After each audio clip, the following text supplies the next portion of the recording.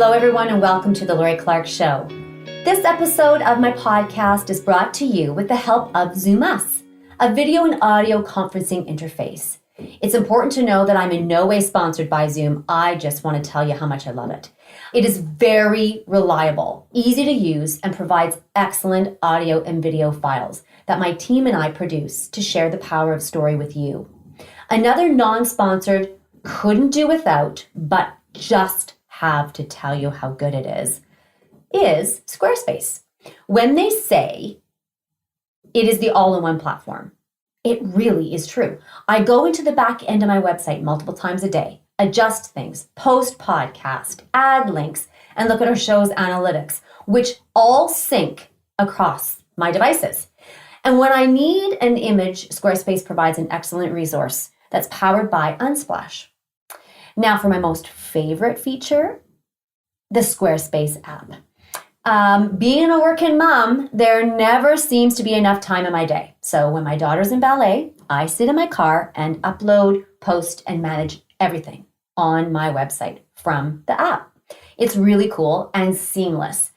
Squarespace is really, really simple and very dedicated to helping me create a brand of excellence. So with that, big shout out to Zoom, Squarespace, and Unsplash. Thank you for helping me tell people's stories. With that said, let's move on to the best part about today, the show. Please allow me to welcome my next guest on The Lori Clark Show.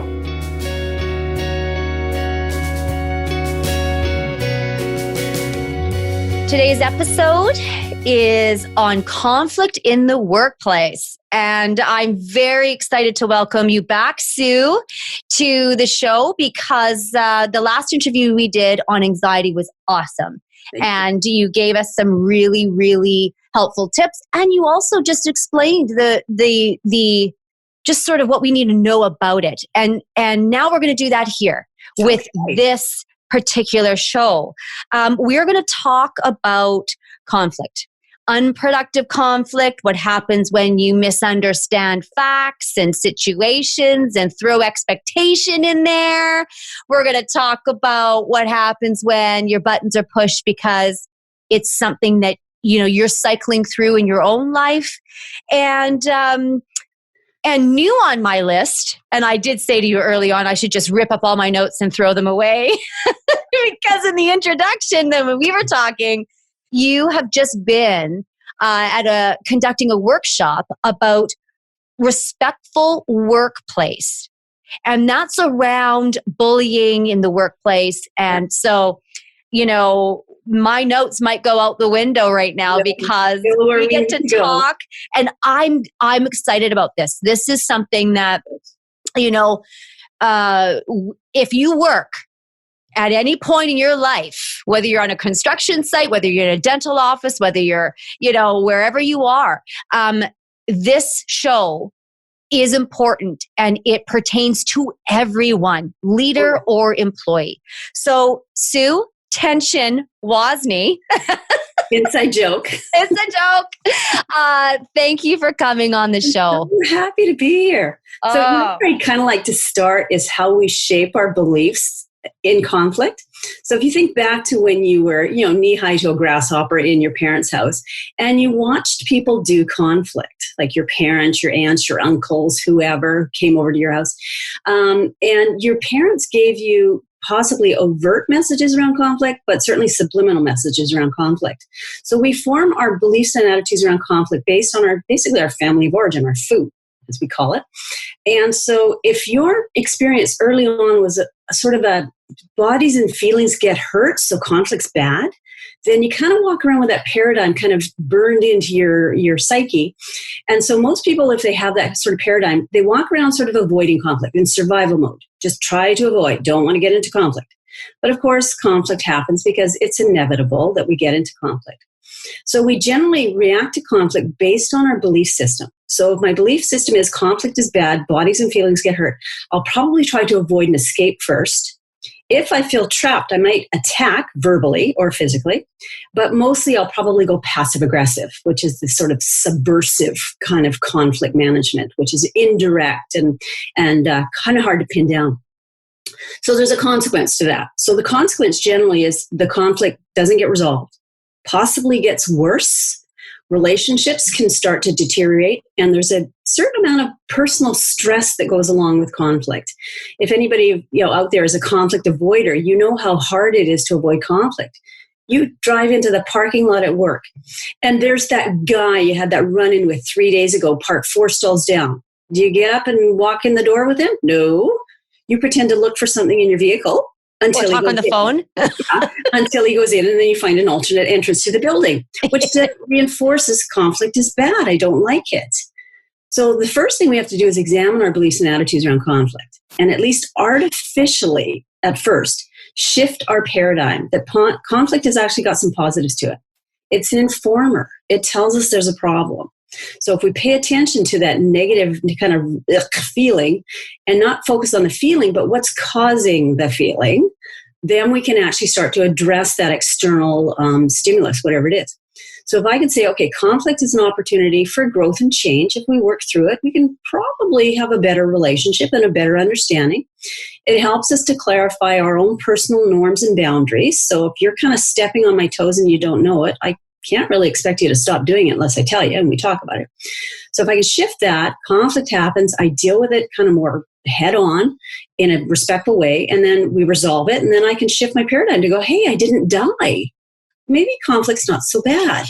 But it takes a lot of personal work and some learned overlay in order to be able to shift that, and it takes a great deal of self-awareness and self-management. Okay, but what happens if you get out of the car, you see the guy 4 stalls down, you say to yourself, okay, I listened to Sue Wozni on the Lori Clark show, and she said, and she encouraged us to go head on with this and to present myself and to not run away. So I am going to walk to the door. If our paths meet, our paths meet.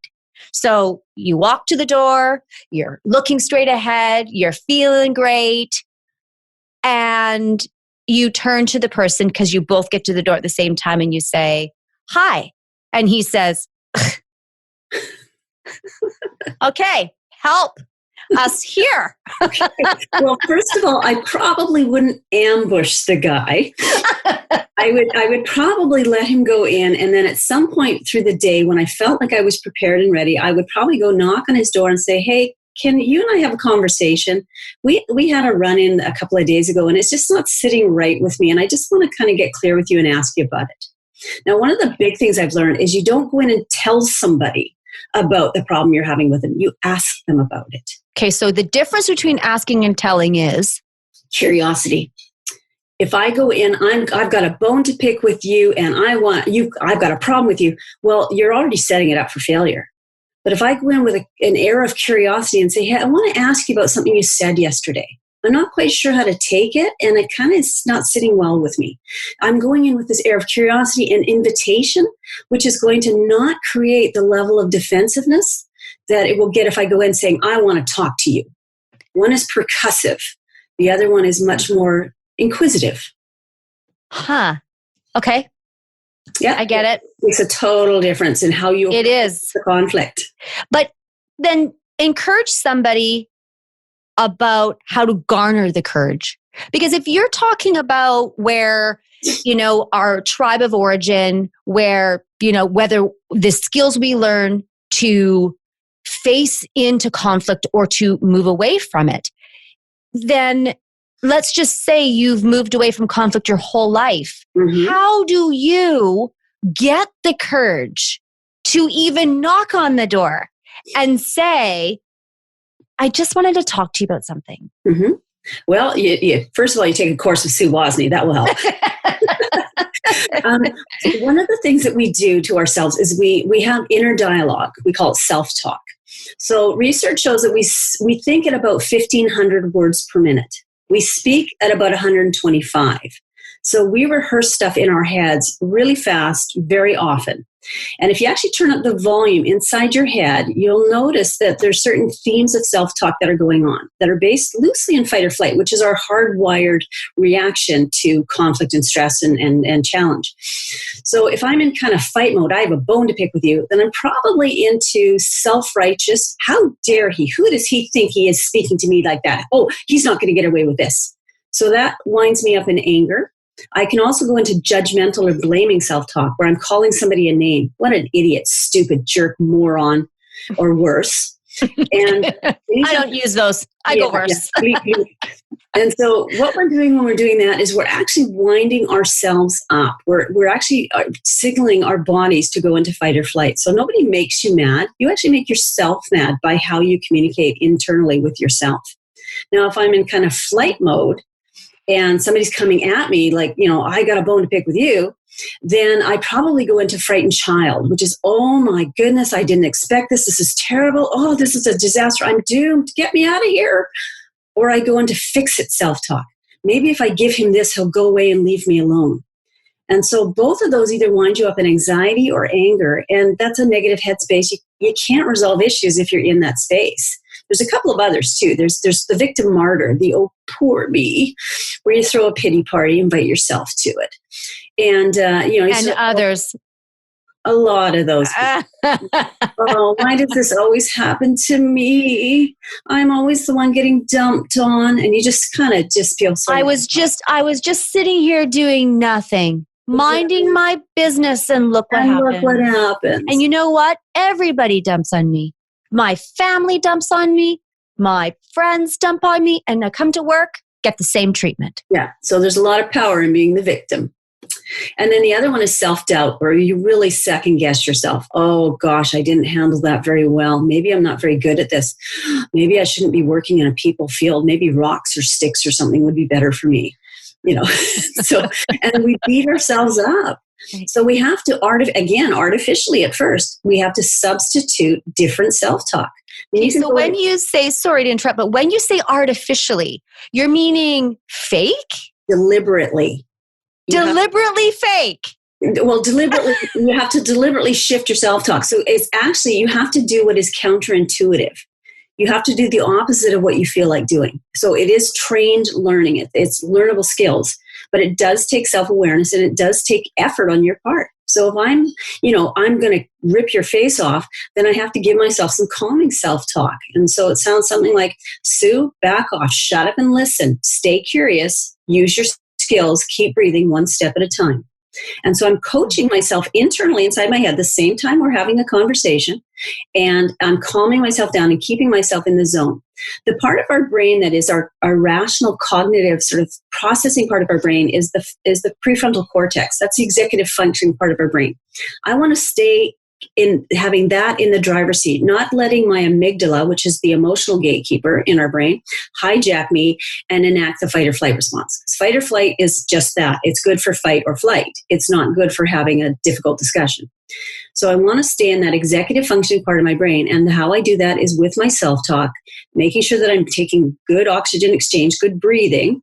And, if I'm in sort of like, oh my gosh, kind of self-talk, then I have to give myself supportive self-talk. It's okay, Sue. It's only anger. You have skills. You can deal with this. Big shoulders, hang in there one step at a time. Use your skills. And honestly, I've been doing this for almost 25 years, and my self-talk comes with me everywhere I go, because I never know when a client is going to suddenly go ballistic, not necessarily at me, but around me.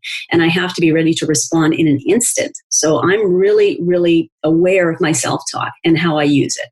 It's one of my key skills. Wow.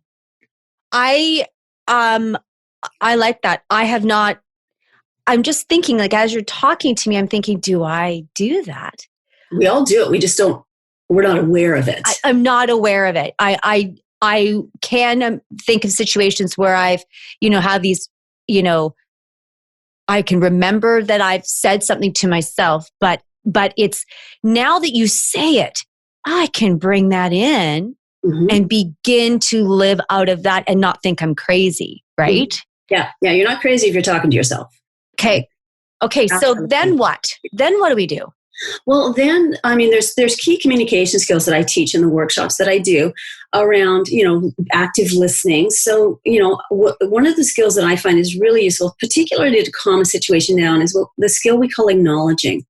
And that's basically demonstrating empathy. You're standing in the other person's shoes saying, I get what's going on for you. And you're able to articulate that back to them. So it sounds like you're having a really tough day today, Lori. You sound really frustrated. And that actually calms people down. You can't stay mad if somebody is actively diffusing you through acknowledging.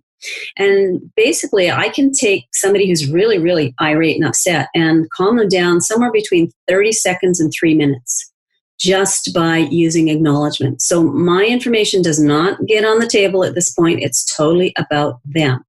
And all I do is recognize what's going on. I say back what I'm hearing them say. It's a skill called paraphrasing. And when people feel heard, listened to, and understood, they calm down and they're prepared to move forward. So that's the first thing I do, is make sure that both of us are in the zone so we can have a conversation. If we're both emotionally escalated, we are not in a place to have a good conversation. It's probably just going to be deterioration, and 2 wrongs will not make a right. So the first thing I got to do is self-manage me and then help the other person walk back down. Now, let's just say, pick up on what you just said there. If you're triggered and you're both coming into a conflict, you're an executive, you've got, someone on your team collaborating, but it falls apart. The wheels fall right off. Mm-hmm. You're saying that really from your family of origin, from the base where you grew up, that is what and why you were operating in that way at this point in your life. A large part of it is. Yeah. And then we have, there's, in your notes that you sent me, you talked about misperceptions. And boy, that is just a ton of the work that I do comes from misperceptions. There's a psychological term called the fundamental attribution error. We call it FAE. And FAE is when you experience something either verbally or physically. So something's said or something's done. And we all have perceptual filters. So we all view the world through our own system of filters. So filters come from your family of origin, like how you learn to do conflict and have difficult situations, your religious upbringing, your ethnicity and cultural background, your life experience, job experience, educational experience, all of the things that make you particular to be you, and how you orient yourself to the world and how you apply meaning and importance to the stimuli that comes at you through your 5 senses.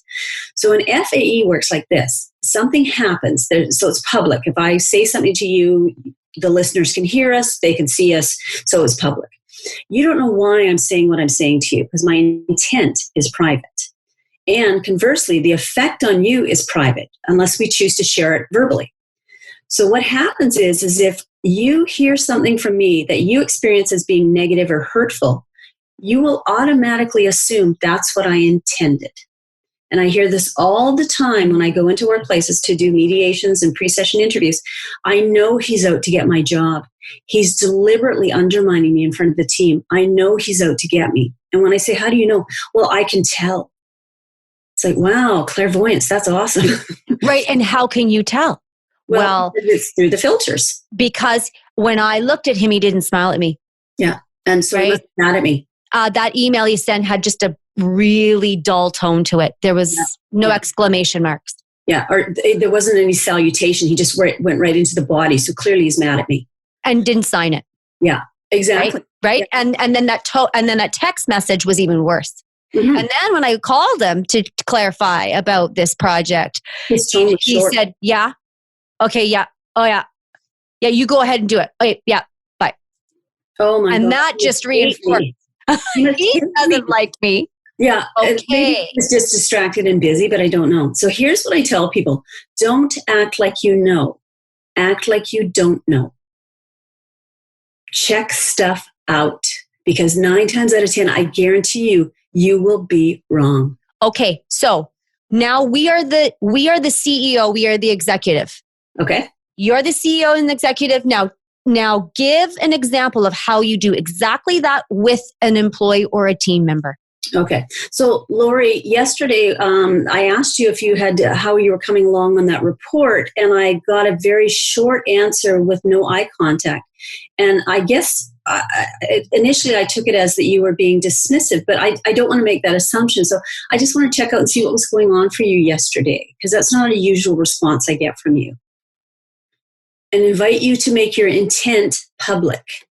And then you'll say, well, Sue, I had 1,000 things on the go, and I didn't want to break my concentration. And I'm sorry if I sounded short. I just didn't really want to break out of what I was doing.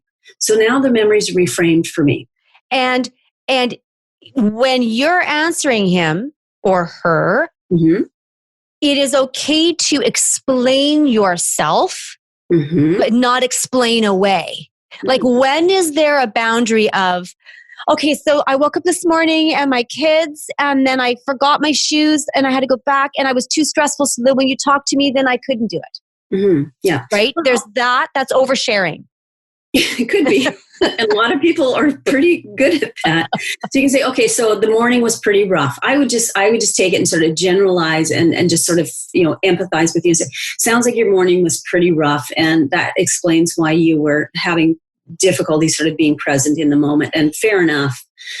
So let me know when you're able to give me 100% of your attention, and we can have that conversation. All right, now let's flip it. So now you're the employee, and you're going to your boss, your executive, your team member that's in charge. Okay. So Lori, boss Lori, yeah. I sent you the email that you requested some of the information, and the response I got back, I'm having trouble sort of deciphering what it means. There was some words in there that felt like they were critical, and I'm not sure if that's what you were intending, is for me to get some feedback, or if you were critiquing my work. So I guess I really love it if you could clarify for me. I was critiquing your work. Okay. That's great, Lori. And you know what, Lori, next time, I guess what would be more helpful for me is if we could have that conversation in person rather than over an email, because it's really hard to read into an email what's actually being intended. Well, I don't have a lot of time to do that. I know you're really busy. I get that. And I don't want to take up more of your time than necessary. I just would really appreciate having a little bit more direct communication from you. See, because some bosses would say, well, I don't want to babysit you. I'm not your babysitter. Yeah, and I don't want you to babysit me. I'm a grown woman, and So what you're saying is you're not offended. Mm-hmm. You're not leading with, so whatever they're saying to you is not to move you to victim or move you to like feeling bad about yourself. All you're imploring is to say, listen, get to the bottom of the why. Mm-hmm. Yep. I mean, people like to play emotional poker, and they'll hold their cards up and go, oh, I see you and I raise you a guilt card. And it's up to you whether or not you pick up that card off the table. If it's mine to pick up, I will. I'll say, yes, I can own that. But if it's not mine, I'm not going to pick it up until I know it's mine. And so I try to really, really hard to depersonalize and say, he's not yelling at me. He's yelling for himself.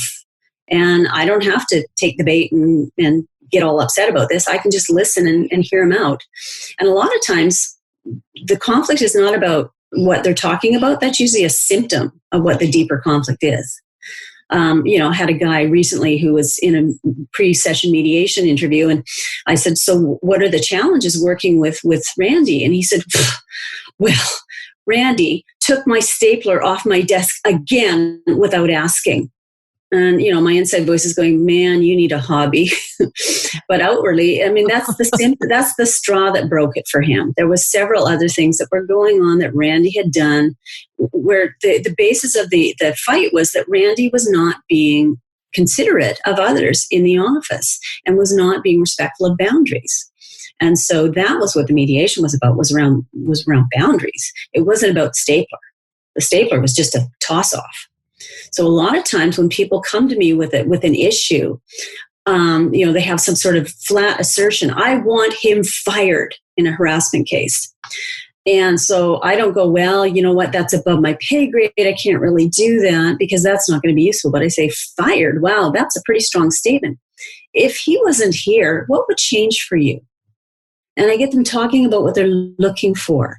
And that's what we want to problem solve off of, not whether or not that guy can get fired. I see that as an invitation to my conversation with them, not as the thing we're going to discuss. And very, very seldom is the presenting issue what the issue is. It's often just a lead in to what really is going on. It's kind of like an iceberg. You see the tip, but really the heart of the matter is underneath the water. Well, and then this leads us to company and culture, because, you've ever walked in an office place and people will warn you, don't talk to her. Mm-hmm. Don't talk to him. You better have a very, very, very good reason to go there. Yeah. So and it strikes fear in the core of your heart. You're just like, but I'm getting paid X amount of dollars to do this job. How come I can't? What is it with them that they're not approachable, or that this is the culture that they're creating? Like, how is that possible? Yeah. Well, I'll give you a story. I worked for a family service organization years ago. I was a middle manager, program coordinator, and I'd been there a couple of months, and it was year end. And because our funding came from the government, we had to write this lengthy report showing how we spent the money. I had never done a report like this in my life before. So I'm heading up to the executive assistant's office, who does all of the confidential data entry and finalizes the report so they're in the right format. So I'm walking up to her office and I hear this, Sue, Sue, Sue. And I look around and the receptionist, panicked look on her face. And she says, come here. So I go over to her desk and I said, are you okay? She says, don't go in there. Don't go in Nancy's office. I said, well, she's here. And she says, don't you know the signals? I said, no, I guess I don't. I found out that day Nancy ruled the office with her Venetian blind. She had a glass door with a horizontal Venetian blind on it. And if the blind was pulled up and you could see through the glass, green light, go on in. If the blind was down and turned slightly upward, that was caution. And if it was screwed down tight, don't go in even if the building's on fire. Well, of course, I have to test this theory. So I knock on the door. I get a grunt. I open the door and say, hi, Nancy, I've got this stuff here. And she starts to raise her voice at me. She starts to yell. And I'm like, wow, you're having a rough day. What is going on for you? I've got not only your work to do, I've got the other coordinators, I've got the managers, and it's so busy and I'm so stressed out. I said, whoa, this is a really tough time of year for you. And I just acknowledged her a few times, heard her out a little bit. And I said, you know what, Nancy, I'm new. I'm going to make mistakes, and I really hope that you can help me correct them. One thing that does not work for me is being yelled at. I do not work well when I'm yelled at, and I just can't do this. And she burst into tears, apologized profusely, and went on about how stressed out she was. And I said, you know what? I'm going to try real hard not to add to your stress. In return, I'd like to have conversations, not yelling matches. I worked there 7 years, and she was there for 5 before she left. And she never once yelled at me again. And people, even the managers who were her bosses, came to me and said, why doesn't she pick on you? Why doesn't she yell at you? I said, well, because I asked her not to. Mm-hmm. And they were all tippy-toeing around on eggshells with her. Her staff, who were the clerical staff, refused to attend a meeting alone with her. So guess who got to go in? Me. It wasn't my job, but I went in as her support person. And I would be on my phone, and I only had a window. I didn't have a glass door. And I would see her back and forth circling like a shark outside my door because she'd had a run-in with somebody and needed to be talked off the ledge. And, it was just insane because so many people were so afraid of her. And I just said, please don't yell at me. And she didn't. So, Well, you've reinforced the point that you teach people how to treat you. Oh, yes.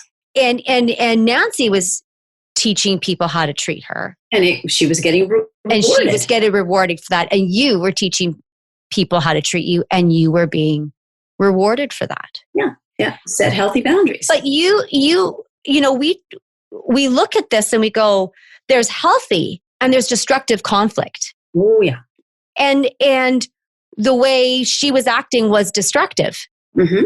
It was fearful. It was all of that. But the way that you were bringing into that same company, that same organization, you were bringing in a healthy balance to what was quite destructive conflict or a way of being.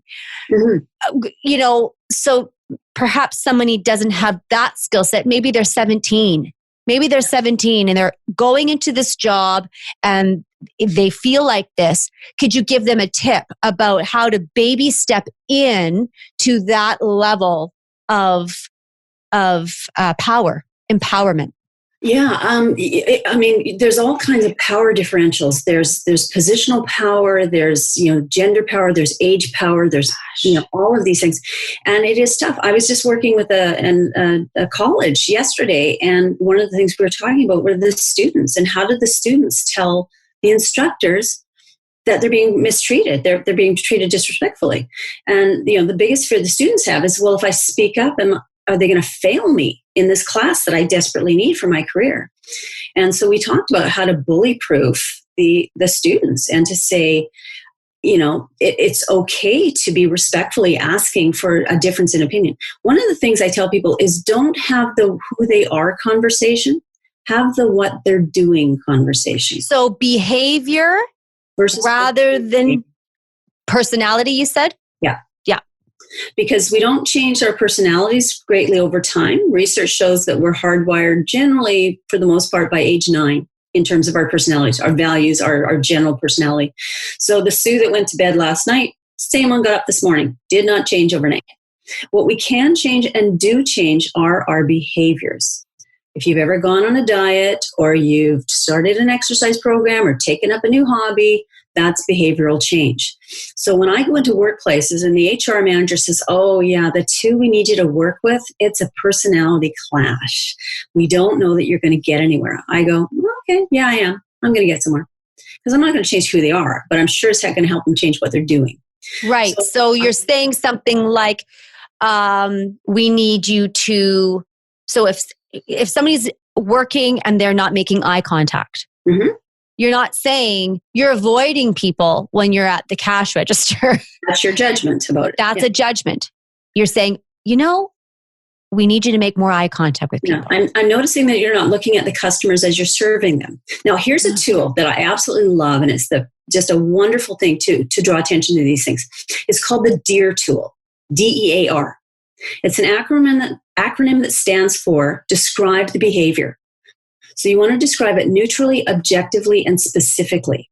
So what the exact behavior is, I notice you're not looking at customers when you're serving them, as opposed to you're avoiding eye contact. Right? So it's very, very concrete and neutral. And then the E is explain the impacts. I notice that people look uncomfortable or they're not sure what to say or do with you. And what causes people to shift very often is that impact. We're often not aware of the impact of our behavior on others. We assume that, well, it's not bothering anybody, but maybe it is. And then the A is ask them about it. Ask them for their perspective. So what stops you from making eye contact with folks as you're serving them? Hear them out. And then the R is request for the future. It'd be really great if you could make some attempts to try and look them in the eye and maybe give them a bit of a smile to let them know that their business is welcome here. Wow. So it's a really powerful tool. Anybody can do it. I teach this to all ages, all walks of life, all positions in the organization, because it's assertive and respectful. I love that. That DEAR tool, I got it. Good. Now back up. And let's go back to the student who is worried about being failed. Mm-hmm. Give them tools. What tools did you offer yesterday at the workshop? Okay, so there was one where a student had come to the dean concerned that the instructor seemed to be condescending and a bit sarcastic towards this particular student when she offered whatever in the classroom. So my advice to her was to say to the student, okay, so give quotes. When you talk to the instructor, say, instructor, can I talk to you about something that happened in class yesterday? Permission granted, okay. Yesterday, when I offered up the explanation for X, your response to me was, and then a direct quote, said very neutrally, avoid mimicking what you perceive the other person's tone to be. Right. And so then you said, yeah, you said, oh, that's just a stupid thing to do. No, you said, and that my idea was stupid, right? Just like and you're just right there. Like you're a newscaster reading the news. And then say, what caused you to say that? Because it didn't feel very comfortable in front of my class. and express that impact. I wasn't comfortable. Invite the instructor to say something. Now, often when you hear back what you said and realize, oh, geez, did I really say that? Oh my goodness. They're generally falling all over themselves to apologize and say, oh, I didn't, that was wrong. I embarrassed you and I didn't mean to. And you know what? It's not going to happen again. And usually that's enough to kind of deal with it. If you're dealing with someone who's got some empathy, who's got some emotional intelligence. Now, I would say I do a lot of harassment investigation, complaint investigations. So out of the respondents I deal with, I would guess that probably 80% of the respondents are what I would call unskilled and unaware. They just don't get how they're coming across to other people, or that their comments are hurtful, their jokes are not funny. And when it's brought to their attention, they feel bad, they want to apologize, and they change. Now, about 15% of the rest of them are, I would say, what I call chronic bullies. They know what they're doing. It's working for them. They get rewarded for bad behavior, and they'll stop under threat of discipline. You keep doing this, you're going to end up with a letter on your file. You could possibly be suspended or even terminated. Then there's a sliver of the population that I very seldom deal with, thank goodness, and I would call them the hardcore bullies. They are sociopathic. They have no empathy. They don't care. They take great pleasure in people's pain. And those are the ones you invite to leave the organization because they will not change. So I assume that you're an 80%er. And I'm going to give you the benefit of the doubt that you're unaware that what you're doing is causing angst. And I'm going to bring it to your attention using the DEAR tool and see what you do with it. Most times it'll be, wow, I didn't realize. And you know what? I was trying to be flippant and I realized I hurt your feelings. And, I'll be more mindful. And, the dean often catches these kind of complaints. And I say, well, one of the things you need to do is assure the student that academically they are not going to fail if they are meeting the class requirements. So take away that fear, because it's an irrational fear. And say, you have a right to be treated with respect in the classroom. You have a responsibility to be respectful in the classroom. And so we balance the rights and responsibilities of both parties to make it right. And if the student says, well, I don't think I can have that conversation, then offer them an opportunity to have a third party assist. Like somebody like me comes in and I assist the conversation that they can't have by themselves. And so I manage the emotional climate. I make sure it stays productive and moving forward and safe for both parties to have that conversation. And I would say 99.9% of the time, there's an agreement for them to move forward and the problem is resolved. Once in a while, there's one that just, there's an ulterior motive or what have you is going on. But for the most part, people are in such pain, they just want to get out of it. They just don't have a pathway. Well, and what you're saying at the very beginning, that our family of origin, it shapes how we see the world. And a lot of us spend time unwinding from that. Yeah, right? Therapy. But there's also, parts of it that are amazing for people that you can take in and it's awesome the way your beliefs were put in motion and all of those things that you can embrace. Then there's these things that we have to go, I just need to tweak it. Yeah. Because perhaps your perception was not maybe accurate when you were 4. Mm-hmm. Or 5 or whatever.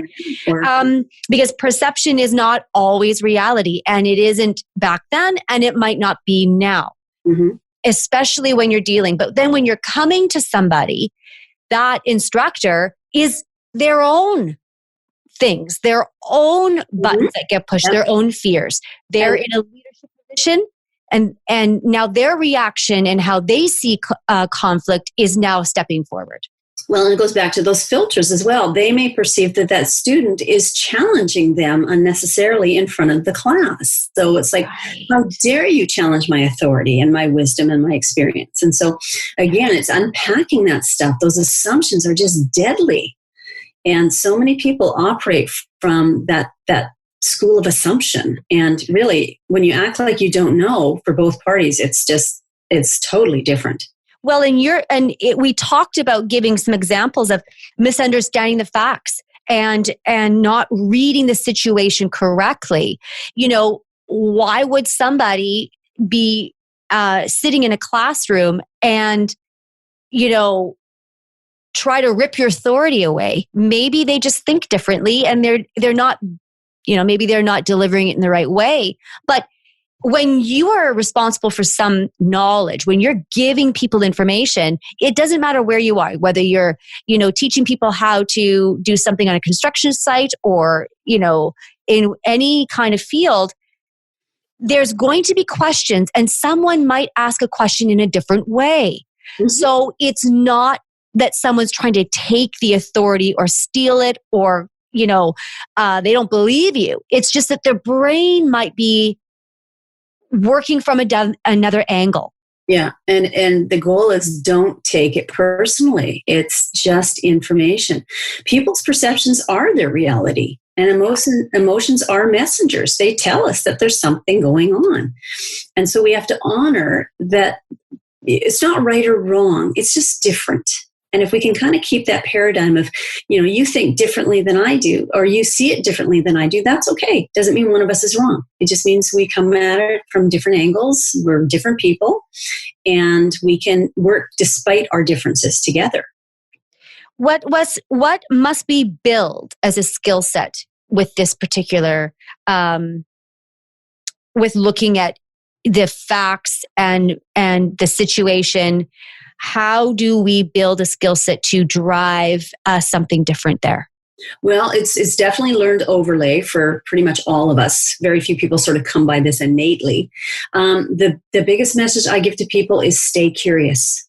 Stay curious. Act like you don't know. Because if I'm curious, I'm open. If I'm curious, I don't trigger. If I'm definite and I'm closed, I'm not open to new information. I'm not open to your point of view. And I'm going to set up a power struggle really quickly. I get a lot of people who, they think that if somebody has a different opinion than them, they have to sell them on their point of view. And selling doesn't work. Selling sets up a power struggle and people dig their heels in even farther. The other thing I tell people is to delete the word but from your vocabulary. But is a verbal eraser.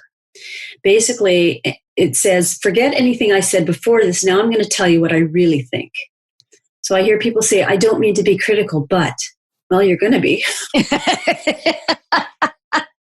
Or you're a nice person, but I hate about you now.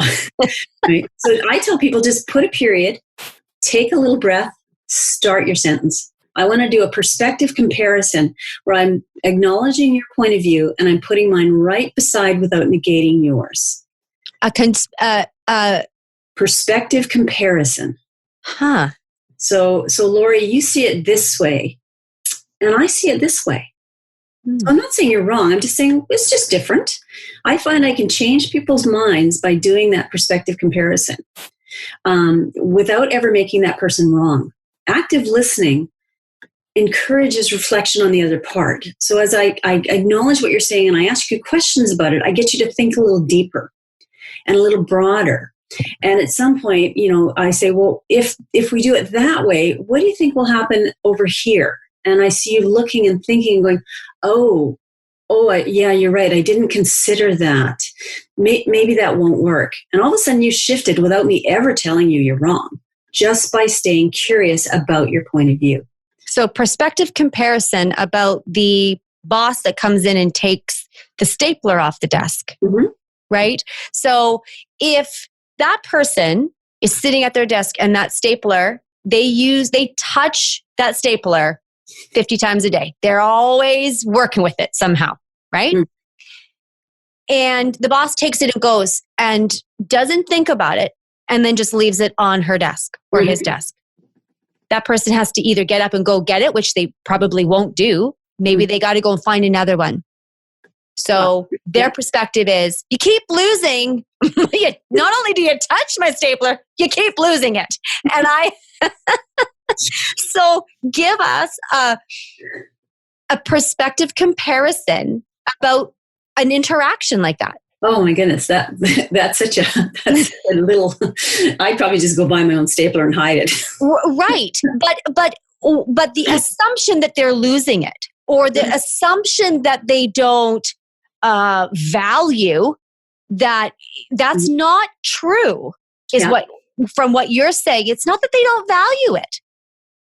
they're probably just not aware that they're not aware. Problem, right? So it's like, boss, I've been running around looking for my stapler, and I noticed hey, it's on your desk, and I've come in here a few times and kind of swiped it back, and I guess I'm just wondering how it ends up off my desk onto yours, and see what they have to say. Well, I just passed by, I needed a stapler and grabbed yours.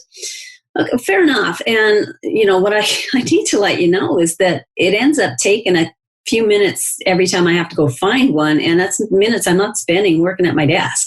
And some people might look at that like as we're having this conversation in my head, I'm laughing because I am thinking, this is a stapler. I know. Yeah. Right? So maybe it's not the ditch to die in. But that person is not thinking that way. Because it's really, really important. But this is the crux of conflict in the work environment. You are not, married to these people, but there is an element of provision. There's an element of community. There's all sorts of layers. And it becomes the stapler, right? Yeah. Well, and then I would take that and I would unpack it from the stapler, which is trivial at best. It is. And go to what's the deeper issue here. Well, the deeper issue is that people are not respecting personal space and boundaries. So that's what I would be going forward on, not the stapler, because that would just, like, geez, Sue, get busy. We might find someone else that doesn't care about staplers. Exactly. But I might say, that I noticed that you come into my space, you will look through my files without my giving permission. You have a right to do that as my supervisor. I come back and I realize things have been moved around. It takes me a while to get resorted again. And it's very frustrating and it's distracting for me. And I guess I need to understand what's going on when you're doing that. What's your intention? Perspective comparison for the student with the teacher or with the instructor. So I'm hearing instructor that, when you're commenting on my comments, you're intending to correct my point of view or to give me additional information. What I hear when you do that is criticism and ridicule. That's vulnerable, though. It is. But boy, I tell you, it's powerful. Because then, now here's another tool I use that people don't use very often, but it's incredibly powerful and vastly underutilized, is the tool of silence. So you say, what I hear in that is criticism and ridicule, and then stop talking and let it hang. That's when people kind of take it and go, oh gosh, I made you feel that way. That wasn't what I was trying to do. Oh my goodness. And that's when people shift, is when they've got that little bit of time. It'll feel like an eternity the first time you do it, but it's really a second and a half. And they will jump to fill the silence. I guarantee you, saying, oh my goodness, I can't believe you felt that way. That's not what I was trying to do. And I feel terrible. And all of a sudden they're tripping over themselves to apologize and to change it. But you have to give that time. I find when people cheapen their message is they say, I felt ridiculed and I was embarrassed. And then I went away and they keep talking and they've lost that teachable moment. And they need to just allow it to kind of just hang there. So you just said something that I think is really interesting. You said a teachable moment. And that is very powerful for a student to be able to know that this is a teachable moment. If you are able to really be the witness of watching yourself, witness yourself, talk to yourself in your head, going, pull back, like you said, hold on, just deep breathe. Okay, now active, here we go. And you're saying what you're saying, and then you hold it. You get the opportunity to teach people how to treat you. You also get the opportunity to allow for someone to then move into a place of reflection on their action and their behavior. Absolutely. This is very, very powerful. And for someone who's a clerk or running cash and they're working in the service industry, it's the same thing. The perspective comparison of instead of focusing on, like you said, the not the personality, the behavior, and how that makes and turns the conversation, it's very powerful. Mm-hmm. Yeah, it is. I had a situation where I had to give feedback to a clerical supervisor who was universally described by the team as rude, crude, and really inappropriate in the workplace. And it was a workplace assessment. It wasn't a harassment investigation, although it probably could have been had somebody come forward. So I was, some of the things that she was guilty of were, if she could, if you said something and she could make it into a sexual innuendo, she did. Everything was sort of sexually oriented for her. She had a team building activity that just, I've never heard this before, blew my mind. She thought she would have her team have a building activity by going around the table and disclosing how and when they lost their virginity, which I was just like, yeah, that was the look on my face. And this is in the workplace? This is in the workplace, yes. She had a staff person who was phobically afraid of cats, like in therapy about it. And she thought it was funny to sneak up behind this person and meow like a cat to watch that person jump and then laugh about it. I mean, she was really inappropriate. So I'm giving her feedback and I'm using the DEAR tool. So I bring her in and I say, okay, one of the things I'm hearing is that you tend to use a lot of humor in the workplace. Like she would tell jokes that would make a longshoreman blush. So she said, yeah, okay. So I said, well, what I'm hearing, so I disclose impact. I'm hearing that your humor isn't necessarily amusing, it's more abusing, and it causes people to feel really uncomfortable. And then I stopped talking. And she stared at me for a bit. She kind of gave me the stink eye. And then she made an excuse. Well, you got to have fun in the workplace. And that's often what you get is you get an excuse or you get some sort of justification. So I always acknowledge what I hear first. Okay, you're right. Humor is a great tool. It really helps with stress and it kind of cuts through tension. What I'm hearing is that your brand of humor actually creates tension to the point where somebody was crying in the bathroom last Thursday. And I stopped talking again, let silence hang. She's staring at me again. She says, well, I got a big mouth, gets me in trouble. So again, I acknowledged, yeah, I get the sense you're a real straight shooter. You call it like you see it. And what I'm hearing is that sometimes your honesty becomes really difficult and harmful. And we went back and forth, I don't know, maybe one or two more times after that. And she finally said, fine, what do I have to do? I was like, oh boy, have I got ideas for you. And you have to persist one more than they do. But what if she's saying, fine, what do I have to do just to get through it and it's not internalized? Mm-hmm. Well, I guess that's not our job, is it? That'll come out in the wash, right? We'll know if she's determined or not. And she did take it to heart because she realized that the next step was discipline. And so she did start to kind of rein it in. And would you say that part of, what you do in the workplace is kind of reflective of how you are in your life? You could ask my family about that. Right. How do you feel about that? Dear! Well, people often in classrooms, they say, boy, I really pity your husband. You got a shirt that says DEAR tools on it.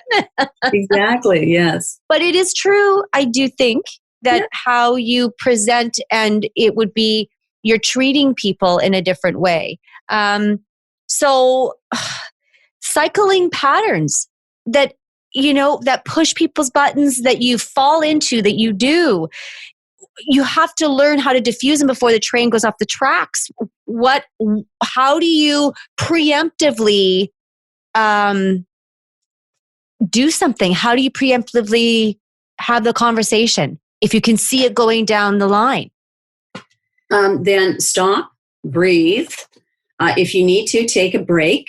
If things are escalating and you're not able to diffuse it, then maybe a timeout is a good idea. I mean, it's postponement and it's a strategic use of avoidance, which is sometimes a really good tool. Come back at it later, maybe the day after. And, I kind of start out with saying, yesterday we started having this conversation. It kind of escalated to the point where neither one of us were really able to continue. So I'd like to start off on a different foot today. So yesterday, I know my voice got more sharp and my tone got sharp, and I don't want to have that conversation again today. So I'm going to try really hard to just, be open and listen and hear what you have to say. Anytime I get resistance from the other person, that tells me that they're going into an emotional place of, resistance is an unmet need. So people are digging their heels in. So I stop and I get curious again. And I start to listen as opposed to try and push my agenda. I know I can't push my agenda because they're not open to hearing it. So I back off and I say, okay, you're looking really frustrated. What's frustrating you right now? And I get them talking again. I then de-escalate them to the point where now they can hear me again. There's no point in going on when you can tell the person's not open to hearing you. So the best way to do that is to shift back into a listening mode, shift back into empathizing. And when people, again, feel heard, listened to, and understood, when you're not fighting them, the fight goes out of them. Yes, that's true. What do you do? So that boss who is trying to have this conversation, are you giving people permission in leadership roles to have unresolved conversations that are really important to the workflow and all that, but to say, if you can't solve it, then step back, go sleep or do what you need to do, come back the next day and re-engage. Yeah. Or, yes. If you're having that conversation in the morning to say, let's take a break for lunch. Let's reconvene at 1:30 and see if we can work this through. I don't want to leave it unresolved if it's got a negative impact to the workplace or to the workflow. It has to be resolved. And so I need to go back and kind of check my own stuff and say, okay, how am I contributing to this not working and what can I do differently? So maybe it's that I'm pushing my agenda too much, or I'm being too critical for the other person, or I'm just, with my position and my personality, I'm just too scary.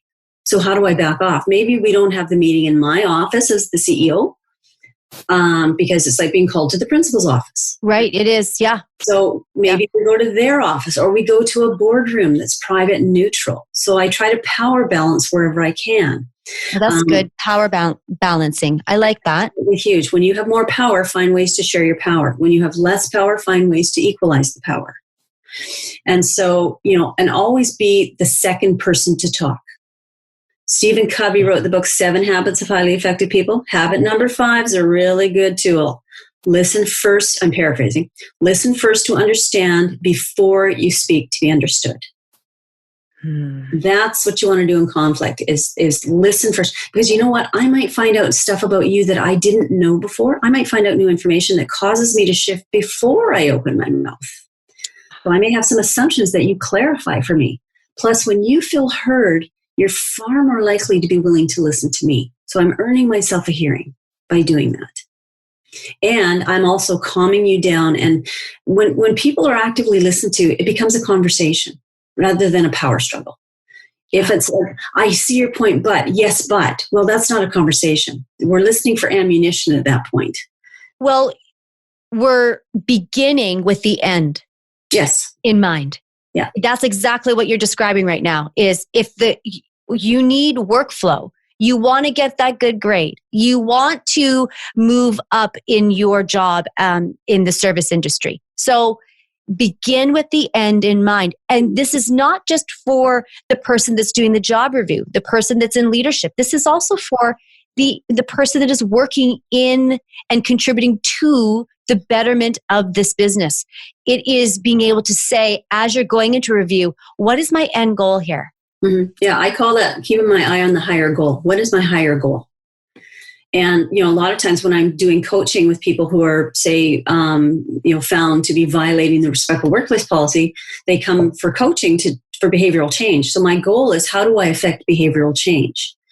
And criticizing them and telling them what they did wrong and pointing out that in the report it says they harassed 3 people is not going to be helpful. But if I listen to their story, and very often their story, because they know, they kind of feel sent to be fixed. And so I hear, oh, this was flawed and the investigator was biased and people lied and I'm not the guy who should be here. The other guy should be, it doesn't help for me to be logical and say, well, I did read the report and, you did actually violate, several people's rights. That's not going to set up a good coaching relationship. So instead what I do is I say, okay, so you think you got a bit of a raw deal here. and you're not sure that the investigation was fair. And from your perspective, you're not even sure that you're the right one to be here. And I don't agree with them. I just acknowledge what I'm hearing them say. And I watch the fight go out of them. Their shoulders soften, their face softens, their voice goes down in volume.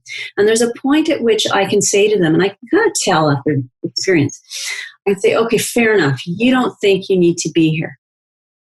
Your employer thinks you do. But what's the best use of our time today? And I teach them how to suffer fools, not to change their behavior. So that guy, he really frustrates the heck out of you. And when you get frustrated, you yell at him and you get in trouble. What if we came up with some tools that would allow you to kind of deal with that without getting in trouble?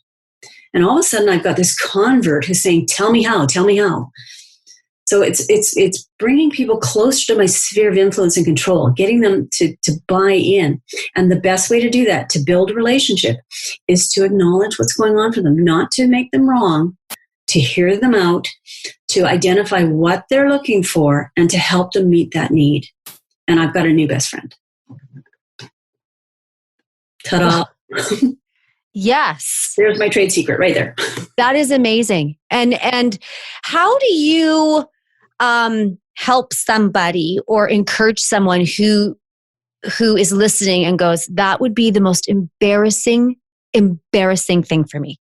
In terms of having to go to coaching? I'm 44 years old and they've written 3 things, harassment or whatever, and I'm mortified.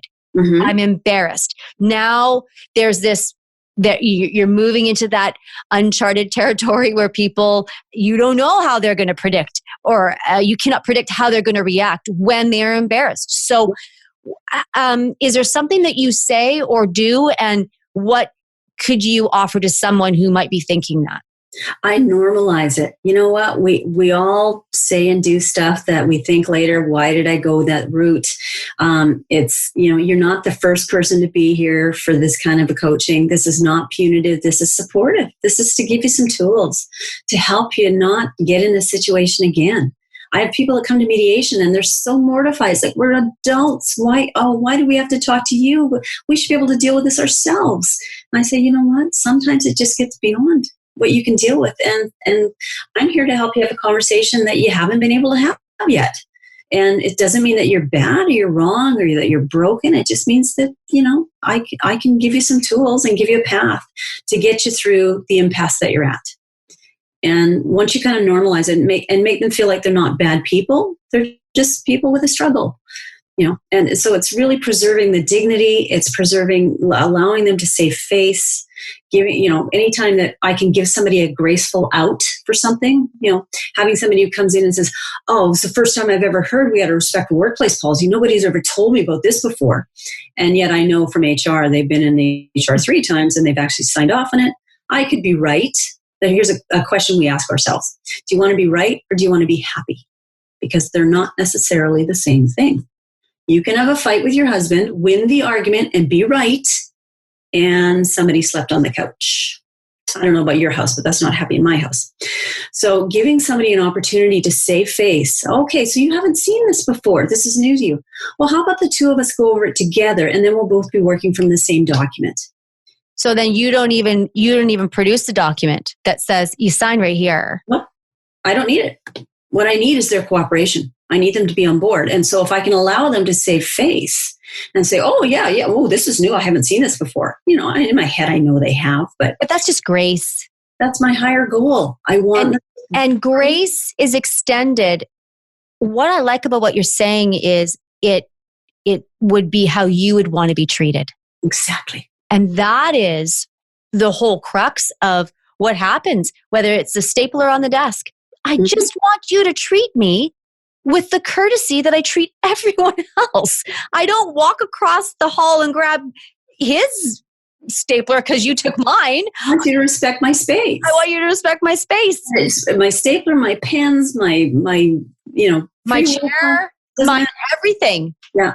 My workspace. A lot of people operate by the golden rule, right? Treat others as you like to be treated. And everybody thinks, oh, yeah, that's a good rule. It's been around for hundreds and thousands of years. But there's actually a humongous flaw in that rule. Okay. Can you spot the flaw? I think I do. Some people don't mind being treated poorly.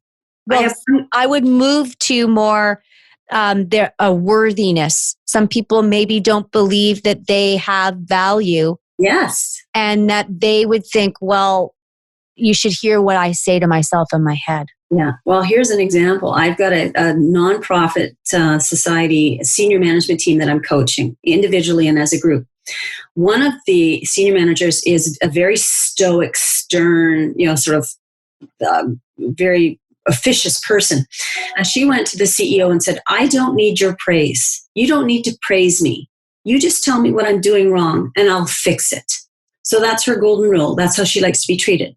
Mm-hmm. Well, here's the problem. She has 4 junior managers beneath her who are withering and dying on the vine because they never get positive feedback. So they hear what they do wrong. They don't hear anything right. So I'm encouraging her to adopt the platinum rule. The platinum rule is treat others as you have learned they wish to be treated. Oh, I like that. So you've got to negotiate relationships. The platinum rule. Yes, that's the one that works in the workplace. Golden rule doesn't work in the workplace. You see that silence there? You're reflecting. Ooh. Yeah, and it's so important now, and it's within the context of the actual, work experience. I mean, you can't go to your boss and say, I really don't care to come in on time every day, so I'm just going to come in when I want to. Because that's how I want to be treated. Exactly. No, it's not that. It's about, like, how do you like feedback? Well, some people say, give it to me straight, shoot from the hip. Other people go, whoa, no, that's too much. Just maybe give me 1 or 2 things and let me go away and think about it. So you have to negotiate those relationships and those conversations with people and not cookie cutter everybody because it doesn't work. So yeah, because and that is often the problem when people are doing job reviews. Yes, right, where they're going in with especially with a big organization or something along those lines, where they're like, this is how we want it done, and this is what we expect. And there's not. Those circles aren't connected, right? It's like, bam, bam, that's how you have to do it. And so that poor person is just like, well, you're listed 10 things. You don't know me. I suffer from depression. Yeah. I have anxiety. Now I can't even function. I want to throw up now. Yeah. Or I have to work in cubicle land, but I have ADHD problems or ADD problems, and I get distracted easily, and the noise is just causing me to spin in my chair. So do we leave them sitting in the middle of cubicle land, or do we try and find a quiet corner for them? Or somebody who gets migraines, who has to sit under bright lights, but they really would benefit from being in natural light. So can we move them to the window? So let's talk about that for a minute, because in the workplace, that could be an underlying area of conflict. Oh, it is. Cubicle land is a huge source of conflict. Because I was talking with somebody and they were reflecting, because I was preparing for the show, and he was saying, well, there was one time, and he said, it's kind of weird, like his circulation isn't good. And so he's always cold. And in his office, he was in this plate where it was by the door, and then the other guy like the window, and he was just always freezing, and it reduced his efficiency. Mm-hmm. It's crazy. Yeah. And so are you saying that at what point in leadership do you talk about those things? Well, hopefully it's an ongoing conversation that you're not just assuming that silence is golden and it's all no news is good news, that you're checking in with people saying, how's it going? And how are you finding your workspace? And what can we do to support you more? How is your workspace? How do you like your workspace? Is there anything we can, okay. Yeah. One of the things that I have facilitated quite a bit is when people move into a cubicle environment, this open space environment. I had this one group that worked in downtown Vancouver in this beautiful heritage building, like, the 9-foot solid oak doors with the little glass panel beside, and everybody had their own office. And then they moved from there to a modular office where they had cubicles, and all hell broke loose. Right. So there's this one guy who worked there. I have to just grab something here. So he liked these kind of pens. Oh. So he would sit in his office and he'd read his emails. I would take that pen. But behind his oak door, it was not a big deal. In cubicle land, it was driving everybody bananas. Yeah. And so in the facilitation, this came out. He had no clue he was doing it. It was totally foreign to him that he was actually doing this, because it was a self-soothing mechanism for him. And they said, well, we can tell when you get upset because you click really, really fast. Tick, tick, tick, tick, tick. So, I mean, little things like that you wouldn't think would cause conflict, but boy, that was a big deal. But for people, and then we move to like introvert, extrovert, those who want to work on a team, those who don't want to work on a team, and how this is. And so then it's not just so easy being a CEO. Oh, yeah. You know, or manager or supervisor. It is not, because, you know, it's almost like people are trying to catch up with what's happening, right? And so that is essential, making sure that, well, it just feels like it's a lot. It feels like it's a lot. Yeah. Well, and a lot of the times, you know, when I'm going in and I'm working with teams that are struggling, I've done the assessment process. We figured out what are the areas that aren't working. We've developed some recommendations for that. And we generally try to do something like a team charter, which allows for the team to come together and decide, how do we want to work together and support each other? And so the team makes it up. So it's theirs. They own it. They take care of it. And I usually start off with, we have a little tool that we use at the Neutral Zone called Working Styles. And it's a really watered down sort of Myers-Briggs type indicator tool that you can do in 10 minutes. And then what we do is what I like to do is put people in the different areas, because there's 4 quadrants that, you know, task focus versus relationship, sort of introverted versus extroverted. And I put them in their groups that they fall into, that they self-select into with this tool. So we've got the analytical, we've got the drivers, we've got the amiables and the expressives. And I visually put them in 4 corners of the room so they can see who's where.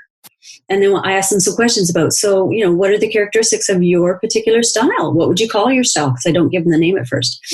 And I tell them, I say, look where your leadership sits. Oh, gosh, they're over there. No wonder we butt heads. And it gives them a bit of a tool to go, I see now why you and I sometimes don't see eye to eye, or sometimes you feel overwhelmed when I'm talking to you because you're more introverted than I am and you need to go away and think about things.